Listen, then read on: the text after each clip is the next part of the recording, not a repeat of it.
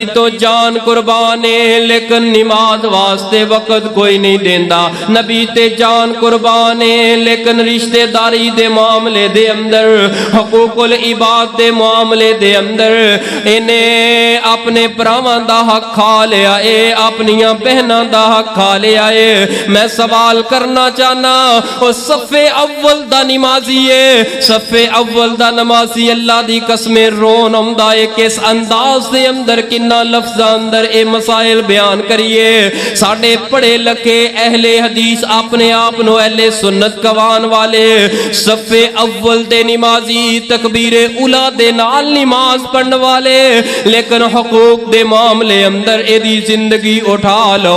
حالت کی بنی ہوئی ہے, انہیں اپنیاں بیٹیاں دا حق کھادا ہے, بیٹیاں دا حق کھا کے اپنے پتران دے نام لگوا چھوڑے آئے. پیاریو اینا نمانیاں دا حق نہ کھایا کرو. جڑا حق بیٹی دائے بیٹی نو دو, جڑا بیٹے دائے بیٹے نو دو, جڑا والدین دائے والدین نو دو, جڑا ماں دائے ماں نو دو, جڑا باپ دائے باپ نو دو, جڑا بہن دائے بہن نو دو. نا کسے دا حق نہیں کھانا. اگر کسے دا حق دبا کے کردہ رہ سجدے ساری ساری رات تہجدہ پڑھتا رہ, رب نے اعلان کر دینا ہے عاملۃ ناصبہ تسلا نارن حامیہ.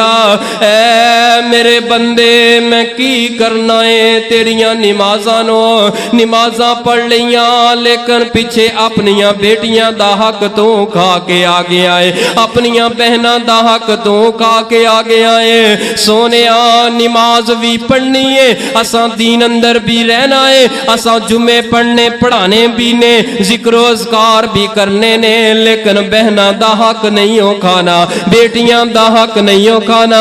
بیٹیاں دے درمیان نا انصافیاں نہیں کرنیاں.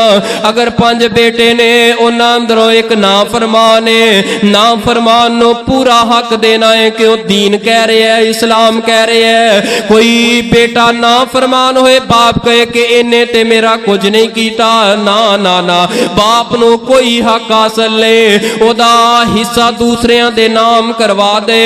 انہیں اگر باپ دی عزت کیتی ہے اپنی قبر سوارن واسطے, اگر نافرمانی کیتی ہے اپنی عاقبت برباد کر بیٹھا ہے, انہیں رب دے کلو جزا لینی ہے, سزا لینی ہے. نا اولاداں دے درمیان نا انصافیاں نہ کریا کرو. یار قادہ اہل حدیث ہے, قادہ اہل سنت, آمن ادخلوا فی السلم کافہ.